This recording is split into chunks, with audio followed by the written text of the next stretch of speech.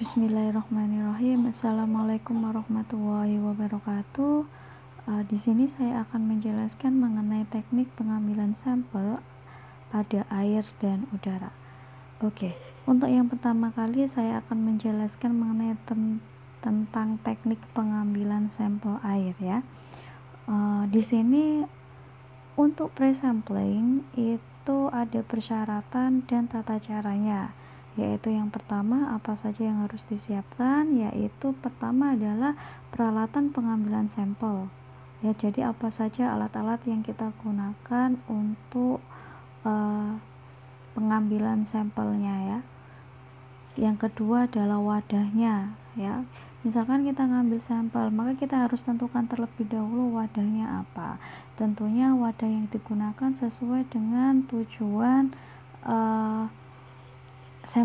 untuk apa sampel itu diuji ya.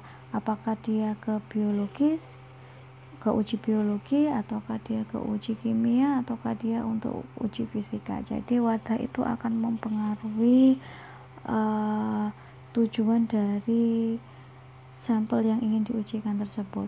Kemudian lokasi, penentuan lokasi atau titik pengambilan sampel. Nah ini yang perlu kita gunakan, biasanya kita bisa menggunakan GPS atau juga dengan dana lokasi. Kemudian kita tentukan parameter yang akan diuji ya. Parameter yang diuji itu seperti misalkan BOD, COD, TDS, TSS, dan lain sebagainya. Kemudian yang kelima adalah teknik pengambilan sampel ya. Kemudian yang keenam adalah kita harus memiliki quality assurance atau quality control dari pengambilan sampelnya. Jadi ini adalah yang perlu kita perhatikan untuk pre-samplingnya. Adapun ketepatan metode sampling yaitu pertama, peralatan sampling. Ini tadi yang sempat saya bahas, bahwasanya peralatan sampling itu mulai alat-alat apa saja yang kita gunakan untuk pengambilan sampel serta wadahnya ya. Kemudian dan bagaimana cara untuk membawa istilahnya transportasinya ya. Nanti kita dipikirkan juga pada peralatan samplingnya ya. Kemudian ada teknik sampling. Teknik sampling di sini bagaimana cara untuk mendapatkan sampel tersebut ya, bagaimana cara untuk mengambil sampel tersebut. Jadi harus sesuai dengan prosedur yang tepat. Kemudian pelaksanaan dan penanganannya ya. Jika teknik sampling itu adalah caranya, perencanaannya itu dengan menggunakan apa ya, sedangkan pelaksanaan dan penanganannya itu ketika kita sudah terjun ke lapangan. Kemudian ketepatan metode sampling itu juga pasti dibutuhkan juga ketepatan dalam analisa laboratorium. Oleh karena itu pelaksanaan dan penanganan yang benar itu harus mengikuti sesuai SOP ya, atau protokolnya harus benar. Dan ketepatan analis laboratorium itu apa? Berarti pelakunya yang memeriksa analisnya, maka analisnya itu juga harus kompeten. Kemudian di sini kita berdasarkan ISO atau IEC 17025/5.7 menjelaskan mengenai satu, yaitu laboratorium harus mempunyai rencana dan instruksi kerja pengambilan sampel. Kemudian yang kedua, proses pengambilan sampel harus memperhatikan faktor-faktor yang berpengaruh terhadap keabsahan hasil pengujian. Yang ketiga adalah semua data harus direkam secara rinci. Jadi ini adalah poin-poin pada ISO atau IEC 17025. Adapun mekanisme pengujian sampel itu pada dasarnya adalah pertama, kita sampling. Setelah kita melakukan sampling, maka nanti pasti akan ada transportasi ya. Setelah sampling di sini, maka nanti transportasi itu istilahnya itu pemindahan dari satu lokasi ke lokasi yang lain. Jadi dari lokasi asal kita mengambil sampel, dibawa ke tempat pengujian, yaitu transportasi menuju pengujian laboratorium. Selanjutnya baru di laboratorium akan dianalisa. Setelah dianalisa maka nanti akan mendapatkan hasil dianalisis dan dilaporkan. Untuk sampling di sini, untuk peralatan sampling itu kan salah satunya adalah wadah. Ketentuan wadah sampling itu yang pertama adalah dia mudah dicuci dari bekas sampel sebelumnya. Yang kedua adalah sampel mudah dipindahkan tanpa ada sisa bahan yang tersuspensi, jadi tidak ada yang mengendap di bawahnya. Kemudian yang ketiga, yang jelas dia mudah dan aman saat dibawa. Sedangkan untuk pengujian biologi, ini wadah sampling ini digunakan misalkan secara umum ya, tetapi untuk pengujian biologi seperti mikrobiologi ini harus ada wadah khusus, yaitu yang pertama dia berasal dari botol gelas. Mengapa? Karena yang ditakutkan ketika kita menggunakan botol plastik itu nanti akan terkontaminasi ya. Jadi kita harus menggunakan botol gelas yang kemudian ditutup dengan kapas atau aluminium foil. Kemudian yang kedua harus tahan panas ya. Kemudian yang ketiga dia tahan juga dengan tekanan. Karena apa? Terkadang kita harus melakukan sterilisasi. Nah, untuk mikrobiologi ini wadah sampel dia harus steril ya. Biasanya kita menggunakan wadah yang ukurannya sekitar, untuk bakteriologi ya, sekitar 100 milian. Nah, ini adalah cara-cara untuk pengambilan sampel ya. Ini contohnya adalah misalkan posisi ini adalah di wilayah misalkan sungai. Jadi pengambilan sampelnya itu sungai. Di wilayah sungai yang arusnya itu mengalir ya. Yang sterilisasi bisa kalian lihat di sini. Jadi untuk pengambilan sampel untuk biologi maka pada bagian ujung harus disterilisasi, kemudian baru nanti dimasukkan, kemudian ikut dengan aliran air ya, ditunggu terlebih dahulu hingga beberapa menit, kurang lebih sekitar sampai 3 menitan ya, 3 menitan, kemudian baru diangkat. Atau misalkan dia jika lokasinya itu cukup dalam dan ingin diambil pada titik yang tengah-tengah, itu maksudnya itu bagian dalam, misalkan di sungai, itu kita bisa menggunakan ini sejenis tali. Jadi botol kita ikat ujungnya dengan sebuah tali ya, kemudian kita lemparkan sampai di tengah, ditunggu sampai kurang lebih sekitar 5 menit, kemudian baru kita angkat. Nah, ini kalau semisalkan kita dengan keran ya. Untuk lebih jelasnya, misalkan sampel kita dari air sumur dengan menggunakan air keran, maka yang pertama harus kalian lakukan setelah sterilisasi wadah, maka bersihkan mulut keran dengan sabun, kemudian buka penuh keran dan biarkan selama 1-2 menit, kemudian kalian tutup kerannya, kemudian kalian sterilisasi dengan cara dibakar ya pada ujung kerannya di sini ya. Kemudian yang keempat, buka penuh kembali keran lalu dibiarkan terlebih dahulu 1-2 menit itu mengalir, baru setelah itu kecilkan aliran kerannya, kemudian baru kalian bilas ya, bilas botol dengan contoh air itu, kemudian lalu ambil sampelnya baru setelah itu. Nah, ini contohnya penutupan secara mikrobiologis ya. Di atasnya dibungkus dengan kapas atau kain. Jadi kapas terlebih dahulu, biasanya selanjutnya itu kemudian kain.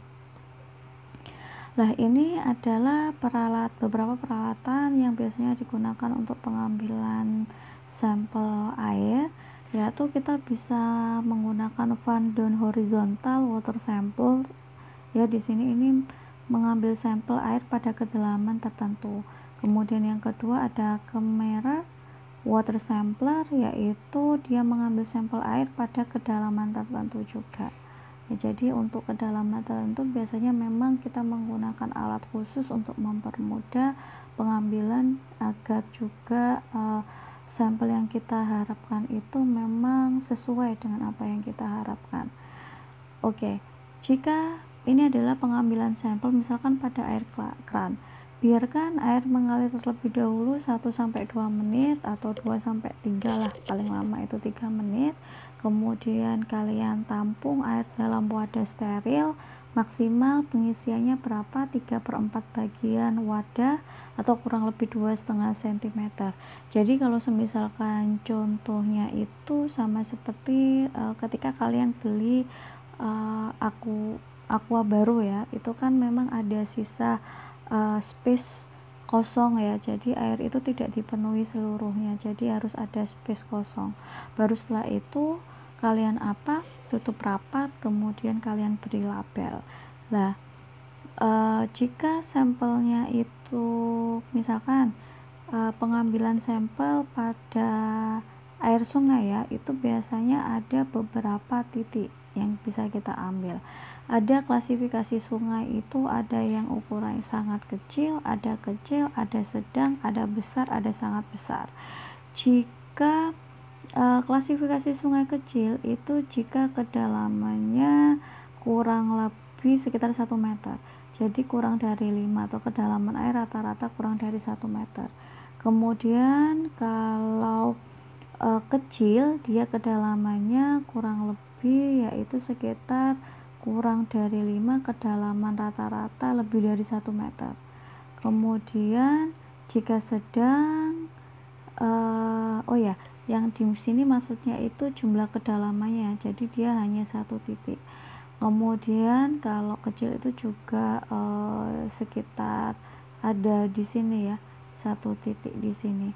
Kemudian kalau yang sedang di sini itu ada jumlah kedalamannya itu sekitar ada 2 ya, dengan debit rata-rata tahunan 5-150 ya di sini. Kemudian di sini untuk yang besar debit airnya sekitar 150-1000, sedangkan kalau lebih dari 1000 debit airnya itu lebih dari 1000, maka dia tergolong klasifikasi sungai yang sangat besar dengan jumlah kedalaman titik yaitu sekitar 4. Oke. Ini pengambilan air sumur. Ini contohnya adalah alat-alat yang kita gunakan untuk peralatan sampling air sumur. Bisa yang pertama adalah water level meternya, kemudian yang kedua adalah low flow sampling ya, for underground water, kemudian sedangkan yang ketiga adalah boilernya. Di sini caranya bagaimana? Kalian ulurkan wadah ke dalam sumur, kemudian celupkan wadah hingga ke dasar wadah, kemudian kalian tarik wadah dan buang 1/4 isinya, kemudian kalian tutup dan kalian beri label. Sedangkan pada sumber air terbuka, lah ini yang tadi sudah saya kasih contohkan ya. Jadi simple banget, yaitu kalian tinggal pegang botolnya, kemudian kalian celupkan ke dalam air, kemudian botol diangkat berhadapan dengan arah aliran air, kemudian baru kalian tutup ya dan bungkus ya, baru setelah itu kalian beri label. Oke. Selanjutnya adalah teknik pengambilan sampel udara.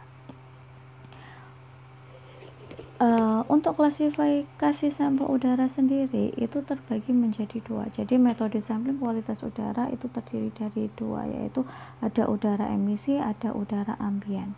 Kalau udara ambien di sini untuk analisanya kita bisa menggunakan metode aktif, sedangkan kalau udara ambien juga bisa melakukan metode secara pasif juga. Jadi ada aktif, ada pasif. Jika pasif di sini misalkan kita untuk menentukan parameter gas seperti CO, SO2, NO dan lain sebagainya ya. Sedangkan parameter yang lain itu adalah bisa juga parameter partikulat. Sampling udara emisi bisa kita lakukan di mana jika dia sampelnya sampel udaranya itu berasal langsung dari sumber yang menghasilkan. Misalkan di sini adalah cerobong pabrik dan saluran knalpot ya, kendaraan bermotor. Sedangkan kalau sampling udara ambien di sini, sampling kualitas udara itu yang menerima apa polutan atau emisi. Misalkan adalah udara yang ada di sekitar pabrik ya, itu masuk ke dalam udara ambien. Sampel udara ambien bisa kalian dapatkan dari mana saja. Pertama adalah wilayah pemukiman, yang kedua adalah wilayah di sekitar industri, dan yang ketiga adalah wilayah di sekitar perkantoran. Untuk kriteria daerah untuk pengambilan sampel udara ambien, yaitu yang pertama, kalian harus memiliki konsentrasi pencemar yang tinggi. Jadi pastikan wilayah tersebut itu memiliki konsentrasi pencemar yang tinggi. Sedangkan yang kedua, dia memiliki kepadatan penduduk yang tinggi. Ya, karena apa? Semakin banyak atau semakin padat penduduk di suatu lokasi, maka bisa dikatakan bahwasanya sisanya udara itu cukup tinggi juga ya, karena biasanya itu aktivitas yang tinggi pasti akan menimbulkan limbah yang banyak juga.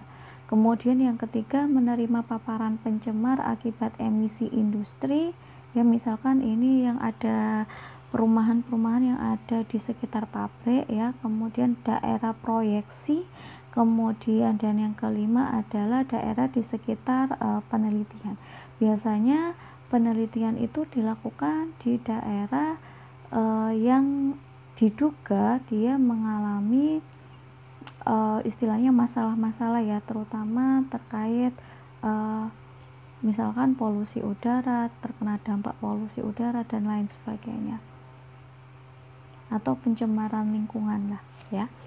Kemudian sampling udara ambien itu dilakukan dengan bagaimana saja. Jadi sampling udara ambien itu kita bisa melakukan apakah secara kontinu, semi kontinu, ataukah dengan non kontinu. Kontinu itu apa? Sampling kontinu itu dilakukan secara terus menerus pada waktu interval yang reguler dan sempit. Misalkan dilakukan pengambilan sampel setiap hari ya, misalkan setiap hari setiap jam 7 pagi seperti itu, jadi secara rutin. Kemudian ada sampling semi kontinu, dia dilakukan secara semi reguler. Jadi contohnya itu misalkan pengambilannya itu mingguan, bulanan, tahunan. Misalkan saya mengambil sampling air di wilayah Lapindo itu sekitar seminggu sekali. Lah itu saya lakukan sekitar misalkan 1 tahun, misalkan seperti itu. Tapi saya mengambil sampelnya itu tiap minggu, tapi pada hari yang sama dan jam yang sama. Jadi misalkan saya melakukan pada hari Minggu jam 7 pagi, maka pengambilan selanjutnya juga harus Minggu jam 7 pagi. Kemudian ada sampling non kontinu. Sampling non kontinu ini jika dilakukan sewaktu-waktu, jadi tidak bergantung dari pengambilan samplingnya harus rutin seperti itu, tidak. Jadi sampling non kontinu itu acak dan itu pada waktu tertentu saja ya. Kemudian titik pemantauan pencemaran udara di sini terbagi menjadi 4, yaitu ada pemantauan titik sumber, kemudian yang kedua pemantauan daerah dampak, ketiga adalah pemantauan daerah referensi, serta yang keempat adalah pemantauan pengaruh sumber yang lain. Untuk pemantauan titik sumber di sini fungsinya adalah mengukur kadar emisi pencemar yang dikeluarkan oleh titik sumber, misalkan ya pada ketinggian tertentu ya, itu adalah pemantauan titik sumber. Kemudian jika pemantauan daerah tampak itu pada pemantauan sebelah hilir angin atau kita kenal juga dengan downmine ya, atau juga dengan daerah penerima langsung pengaruh emisi sumber. Itu pemantauan daerah dampak. Sedangkan yang selanjutnya yaitu pemantauan daerah referensi. Di sini tujuannya adalah untuk mengetahui keadaan latar belakang dari kualitas udara tersebut. Jadi ingin mengetahui kualitas udara pada suatu wilayah. Dan di sini tidak dilakukan di daerah sekitar sumber atau hulu ya, atau kita kenal juga dengan upwind area. Jadi tidak harus dilakukan di daerah sekitar sumbernya. Kemudian ada pemantauan pengaruh sumber yang lain. Di sini tujuannya adalah untuk mengetahui pengaruh yang ditimbulkan oleh sumber-sumber pencemar utama lain. Jadi kalau misalkan pencemaran udaranya itu tidak hanya berasal dari asap, misalkan suatu pabrik ya, cerobong asap suatu pabrik, tapi juga ternyata karena kendaraan bermotor yang melewati di wilayah tersebut ya. Pemantauan itu adalah pemantauan pengaruh sumber yang lain. Oke, prosedur dan teknik pengambilan itu dibedakan menjadi 3 hal, yaitu yang pertama adalah dia jenis pencemarnya, apakah dia berupa debu ataukah dia berupa gas. Yang kedua adalah dia lokasinya, apakah yang ingin kalian ambil itu emisinya. Yang jelas emisi itu langsung dari sumbernya, sedangkan ambien itu adalah yang terkena dampaknya ya. Jadi udara ya akibat dampak dari emisi, seperti itu. Kemudian yang ketiga, apakah dilakukan secara intermiten ataukah dilakukan secara kontinu. Di sini jenis sampel udara yang digunakan itu bisa dari yang pertama adalah unsur volatil. Unsur volatil ini berarti dia sifatnya dia mudah menguap. Kemudian yang kedua, sampling unsur debu atau partikulat ya yang ingin diujikan. Kemudian yang ketiga adalah sampling emisi. Kemudian yang keempat adalah sampling ambien. Kemudian untuk metode analisis pencemaran udara di sini sebenarnya ada banyak, tapi yang terkenal itu yang diketahui itu paling umum itu adalah 8, yaitu yang pertama adalah metode spektrofotometri. Ini adalah yang paling umum, baik kita bisa menggunakan dengan spektrofotometer UV vis maupun dengan AAS ya, atau serapan atom. Kemudian yang kedua itu conductometry analyzer. Di sini contohnya adalah pada gas SO2, di sini dengan menggunakan absorbernya yaitu H2SO4 encer, atau kita juga bisa menggunakan air suling. Kemudian yang ketiga yaitu luminescence analyzer. Itu contohnya adalah untuk pengujian O3, NO dan oksidan. Kemudian yang keempat yaitu non-dispersive infrared analyzer, atau kita kenal juga dengan NIDR. Contohnya adalah untuk pengujian CO dan gas yang menyerap infrared ya. Kemudian yang kelima ada gas kromatografi, contohnya adalah untuk pengujian CO dan CH4. Ada UV absorption, biasanya untuk pengujian O3. Kemudian di sini ada flame photometric detector, itu biasanya untuk mendeteksi adanya senyawa itu yang mengandung belerang atau gas-gas yang memiliki unsur belerang. Kemudian ada continuous analyzer untuk partikulat, yaitu contohnya adalah piezoelectric particle analyzer ya, dan nevolometry. Oke. Ini adalah contoh dari pengambilan sampel udara. Jadi ini adalah suction pumpnya itu ada di sini. Kemudian di sini itu ada suction inletnya ya. Dan kemudian alirannya dialirkan ke sini. Ya, di sini ada juga flow meternya, kemudian dialir. Karena apa? Suction pump berarti dia yang bagian yang menyedot atau menariknya. Nah, ini parameter dan metode analisa kualitas udara ambien ya.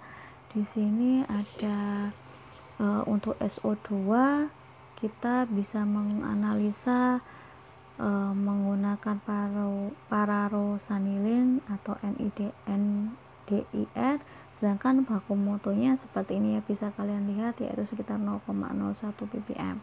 Kemudian kalau CO itu baku mutunya sekitar 20 ppm, analisanya dengan NDIR. Kemudian ada NO ya, di sini baku mutunya 0,05 ppm, bisa menggunakan analisa secara Saltman atau juga NDIR. Kemudian ada oksidan, di sini baku mutunya 0,19 ppm. Metode analisanya itu bisa menggunakan netral atau buffer potasium iodida ya.